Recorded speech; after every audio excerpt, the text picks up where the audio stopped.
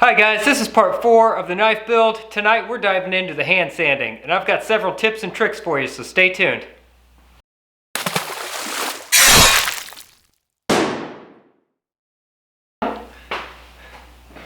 Today we're talking all about hand sanding and the final finish on the blade that we just created. There's going to be lots of tips in this video today. First off, we're going to go over the different sanding abrasives that I use. I like to use wet dry paper so that you can flood it with lots of water and get that grit and the swarf off of the blade, and that helps give you a good finish. I start right off of the machines with a 220 grit, and then I move on to a 500 grit, and I go ahead and I cut myself a whole pile of strips before I even get started. So I've got these ready to go. First, what I'll do is I'll go in with a hard backed surface. I just grab a piece of wood that's got some nice 90s on it. That way I can wrap the sandpaper around it and use that to sand with, and that keeps everything real nice and flat. After I get things flat with the 220, I'll go over it with the 500 in a different direction. So like the 220, I'll move straight forward to back, and then the 500, I'll come in and sand at an angle so that you can see the varying direction of the sanding lines.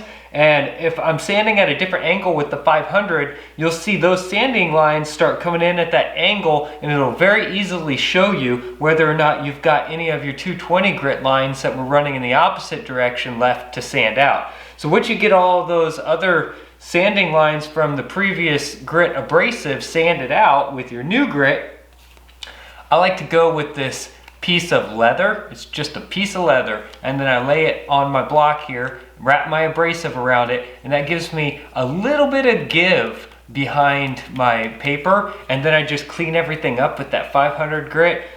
I am only going to take this to 500 grit, and then we'll talk about what you want to do afterwards. You could polish this out to 600, 700, 800 grit. Keep varying your sanding directions so that you can work through your grits and make sure that you've completely sanded out all your previous sanding lines.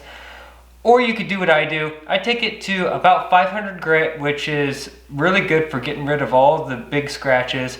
And then I'm going to etch this. I'm going to etch this knife in a mixture of ferric chloride and distilled water. And what that does is it knocks off the shine. I really don't like the shiny knives, so I just etch this for a little bit. I'll show you the whole etching process, but there's a whole lot of different things you could do. You can use cold blue on this to knock the shine off. The cold blue gives you kind of a shiny black color, and that works out nice. I do that on a lot of blades also. I'll show you later in the video also about the cold bluing. And you could also do like a rock finish on this, where you put this in a tumbler with a whole bunch of bolts or nuts or rocks or any other type of media like that, and just tumble it for a while to give it kind of a dulled finish. That works out really nice. But first thing we're going to do is I'm going to jump over here to my sanding sled. I'll bring you in closer this time with the camera so that you can see exactly what I'm doing up close. Alright, here we are. Got my sled, knives clamped to it, bucket of water. Bring you in here. I've got my sanding abrasive wrapped around my wood here. I'm still using water. We're going to sand the flats first.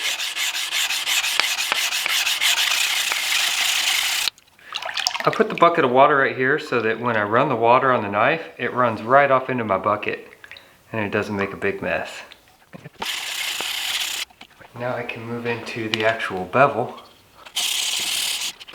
On the sandpaper right here, instead of moving it all the way to here, what I do is I step it. So I go halfway. It gives me a new edge of sandpaper right here. I find that the sandpaper in the middle doesn't really get as much use on it as right on that leading edge. So just a little tip on conserving sandpaper.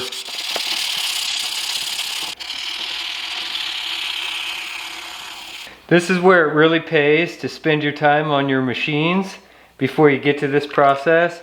You can see right now, I've still got some pretty deep scratches, and those could be really hard to get out while you're hand sanding. This area right in here, there's a lot of different ways you could tackle that area. A lot of times before I get real heavy into sanding this direction, I might come in here with a crisp edge on a piece of wood like this and sand this direction just to clean up that ricasso area, get the sanding scratches out of there, and then I'll come back and sand into it this direction.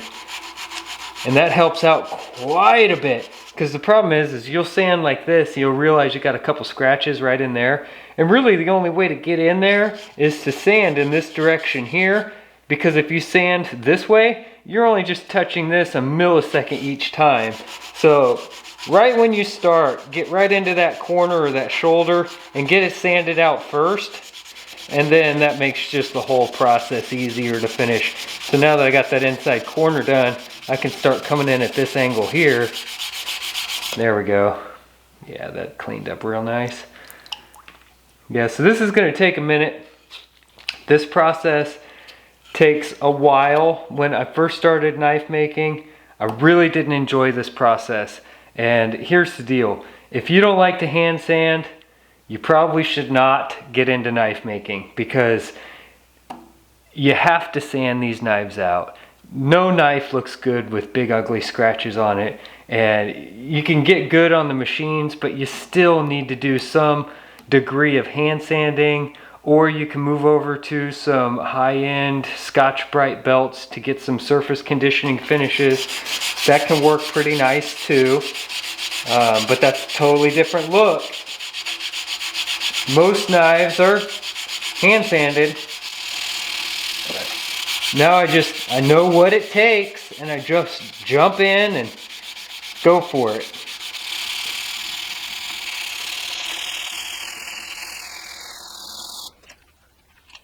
So when I fold my paper up, a lot of times I tear off the excess just so it's not in my way, and go to town. So it's become evident that I still have scratches right there. I did not spend enough time in that area right off the bat, like I told you. So now I have to come back in here, work this area,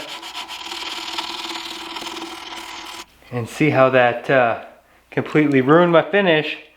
So now I'm going to have to sand this back again. Which is not real difficult, but... Alright, so that was my very first strip of paper. And I'm almost done with this side on the 220 grit. That's pretty darn good. When I first started knife making, coming off that belt over there, shoot, I could sand on this thing for hours. You know, it really depends on how good of a grind you can get off the machine. I'm always inspecting my work, looking for scratches. Okay, so this is what happens when you use water. I'm sanding here so you can see it's a nice bright finish. This already right here is starting to oxide. Oxidation is forming on this material here. So what? I don't care. I'm still going to hit that with 500 grit. I'll sand the whole knife out to 220, and then I'll finish one side with the 500 grit. I'll spray some oil on it, flip it over, finish the second side with 500 grit, and the whole time I used water, and it worked great. I don't care if there's a little tiny bit of surface oxidation in areas that I'm not working on right now. Makes no difference to me. And we're back at it. Back at it again.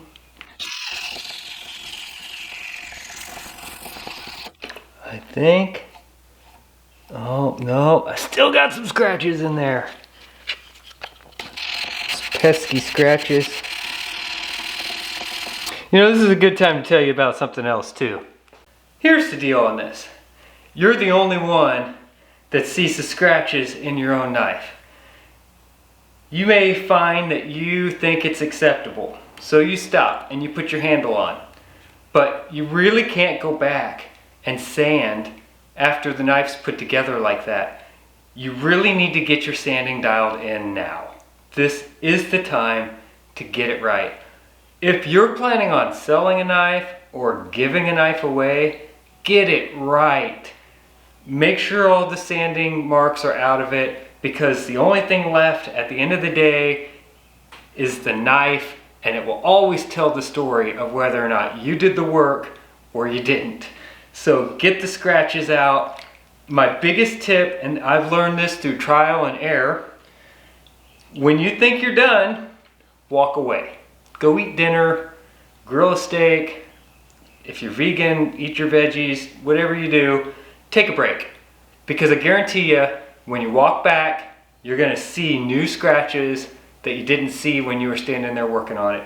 I can't tell you how many times I finished a knife, got it done, only to find a scratch that I didn't see before. And that kind of stuff will drive you nuts. When you're spending this amount of time on a knife, just to realize that you didn't achieve your level of perfection that you were shooting for, it's very disheartening. So seriously, when you think you're there, just walk away. So, and I learned this by trial and error. I learned this because one night I sanded a knife, my forearms were pumped, I was completely burned out, I thought I was there, but I worked my arms so much that I decided not to move on to the next process. So I cleaned the knife up and I set it off to the side and said, all right, tomorrow when I come out, I'll handle it. Well, when I came out, sure enough, I found scratches there that I did not see the night before. While I was sitting there sanding, I didn't see them. My mind said you were done, but the next day when I picked it up, I was not done. And I had more scratches to get out. It only took a minute, but that's the deal. And the reason, yeah, you might be able to sand this flat bevel part, but you can't sand the flats ever again. Because what happens is once you get a handle scale on there and you try to sand up near the handle scale, you'll get a ghosted ring where you can't get the abrasives all the way up to that 90-degree inside corner up against your handle scales. So get it right the first time, get it right now. Sandpaper's cheap.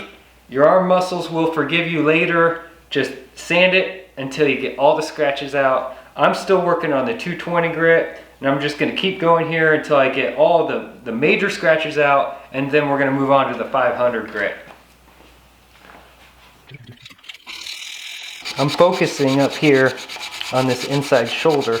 Now the way I'm sanding, where I'm going back and forth really quick, that's introducing all these little fish hooks and little discrepancies in my surface. I'm not too worried about that right now because I'm still planning on moving up in sequential grits. So, I don't have to concentrate on doing super long straight strokes or anything like that yet. I'm just working on the bulk of these heavier scratches underneath, making sure that I'm using a flat backer so I'm not introducing any new imperfections.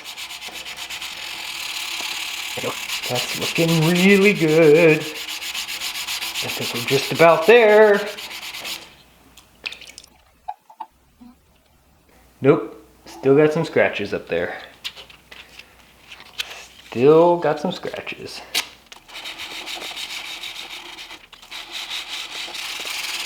Before we move on to the 500 grit, see all this oxidation? I'm just gonna pull it off real quick with this 220 that we've already used. There we go. Now I'm gonna move on to the 500 grit. I'm gonna change the camera angle because I want you guys to see the different pattern change as I move on to the higher grit sandpapers. Now we're moving on to the 500 grit. Got it wrapped around my paper here. Now the 220 we were sanding in long strokes like this.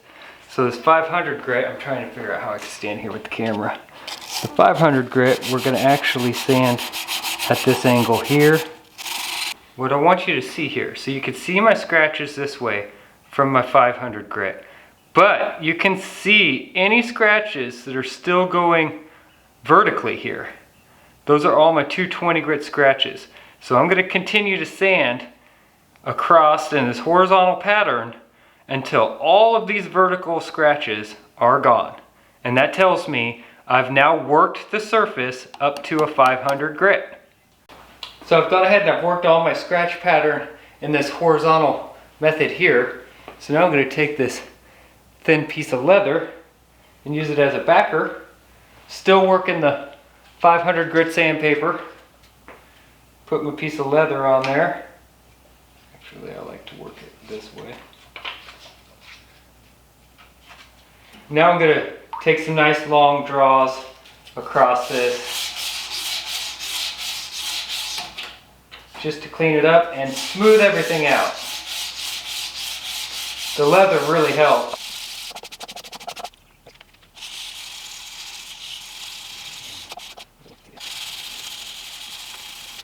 Watch, this will be the knife I get finished, and when I'm done, I'll find a scratch in it. Let's hope not.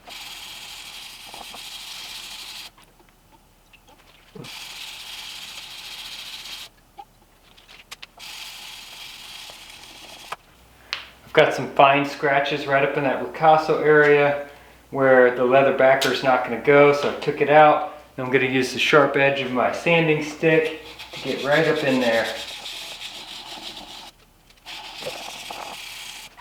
That's what I'm talking about. It's looking good now.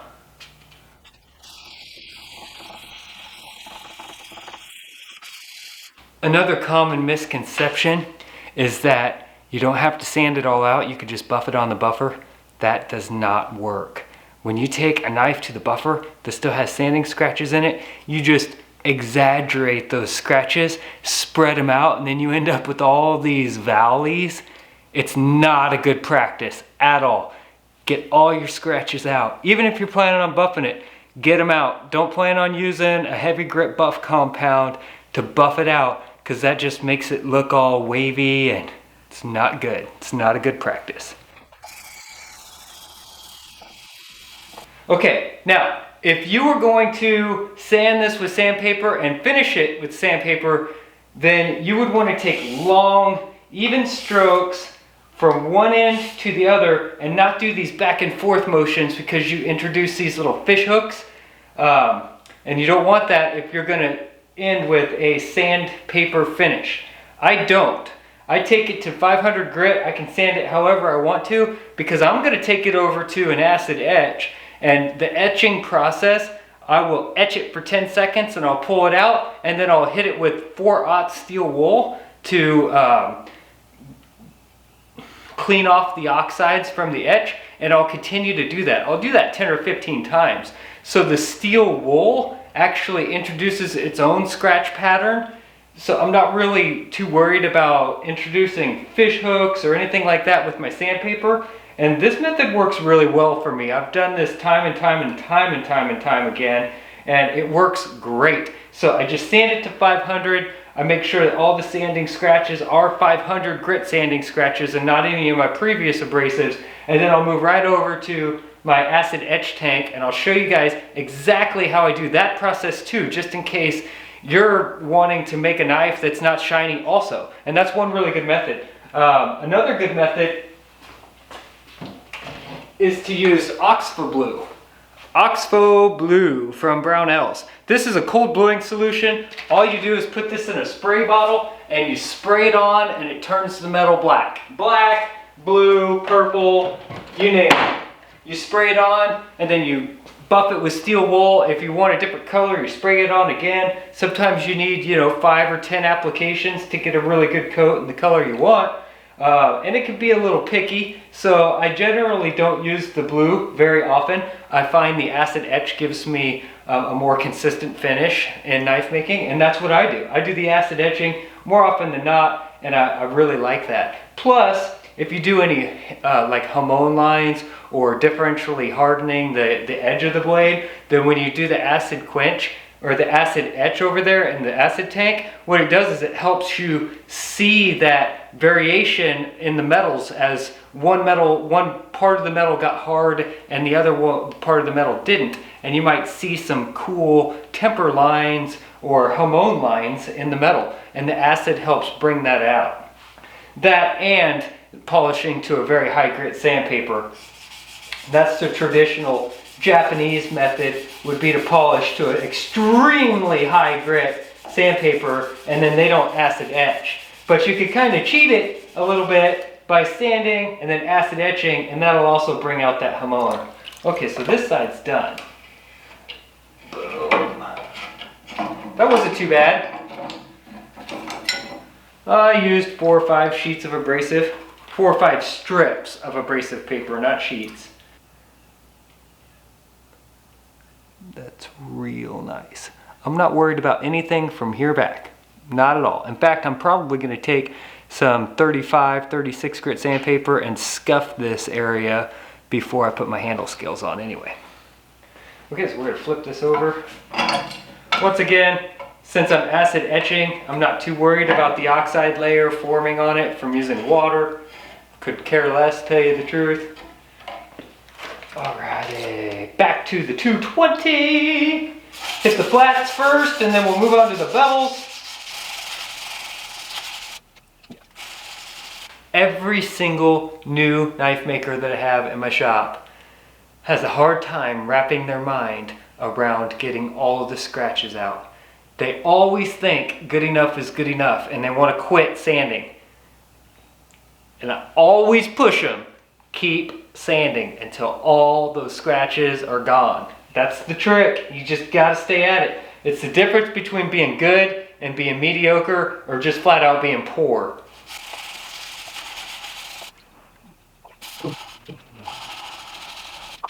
Next up,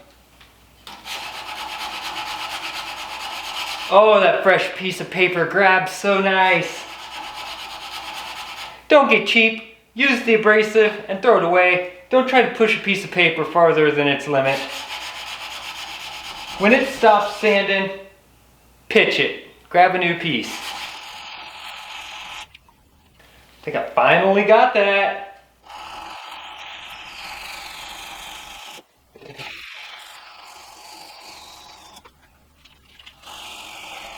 If you think hand sanding a little rinky-dink knife like this is bad, wait till you make a sword. For real.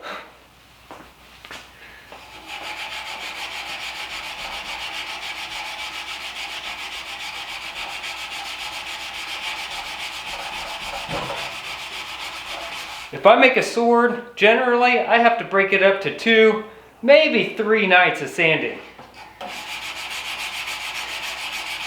That starts making you look like Popeye.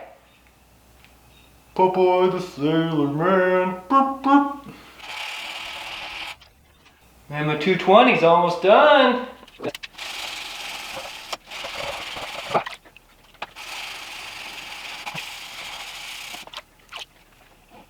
Hopefully you can see why I like to use the bucket of water by now. It's just so simple. You know, you sand, you dip water, you can wash off your material and see it. You can rinse your abrasive papers. It works really well.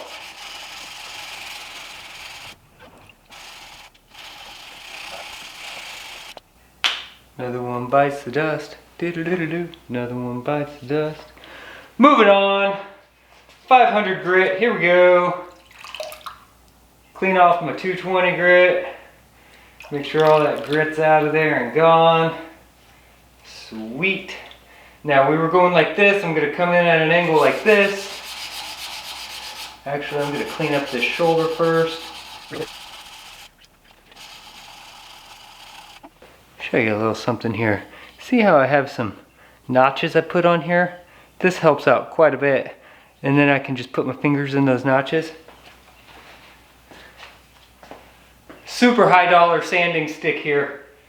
Oh yeah. What do we got, like 25 cents I think? Yeah, you need some pretty high-tech equipment. I'm still sanding with the hard back. I haven't moved on to the leather yet. Not yet. Soon. Really good. And now it's time for the leather. Going in with some leather.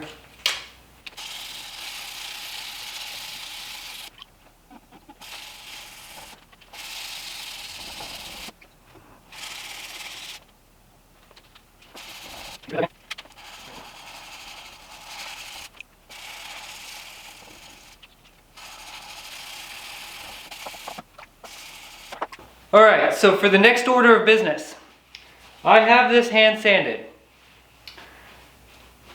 I'm going to take it straight from this station, wet from water, right to my acid tank, because that's what I like to do.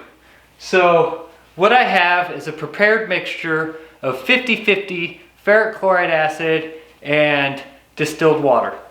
The process that I'm going to show you is I'm going to take this knife and I'm going to just dip it in this water, and then I'm going to put it in the acid tank. I'm going to let it sit for 10 to 30 seconds. I'll pull it out, buff the surface with 4/0 steel wool, put it back in the tank. I'm going to do that 10 to 15 times until I get the desired look that I'm going for the coloring that I want on the blade. Let's go over there and do it. We have the knife. Let's see if we can't get... Here we go.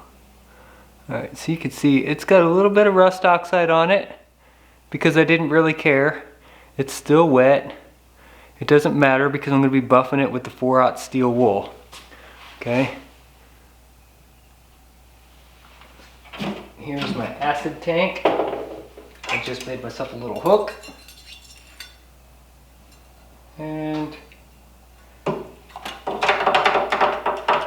give a nice little stir in there. I'll have a hook there so I can just set it so it doesn't drop all the way to the bottom. Alright, so we did our first 30 seconds. Basically, I'm just going to pull it out, buff the surface with this 4/0 steel wool.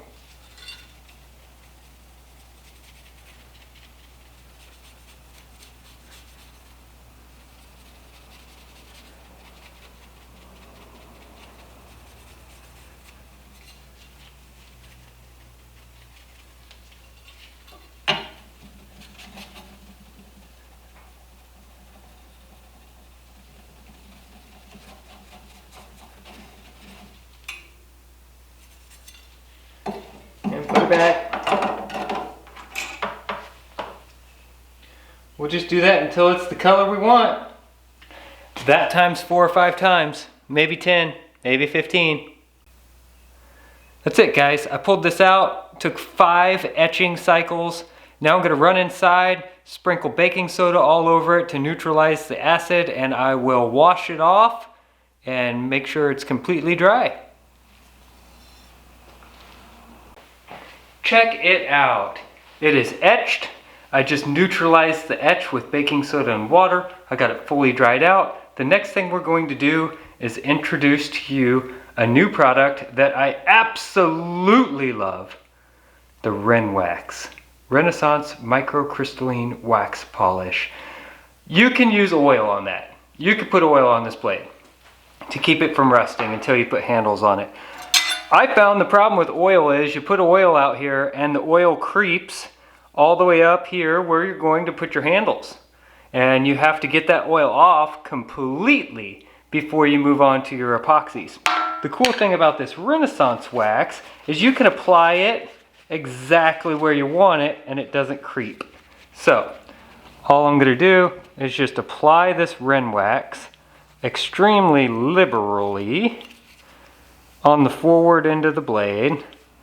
That's going to absolutely ensure unequivocally, without a doubt, that we don't have any rust or any tarnish or anything at all happen in between now and the time we decide to put handles on this bad boy. Now I know my handle scale is going to come to right about there, so I stopped the Renwax there. And this is just wax, so it'll come right off when you buff it.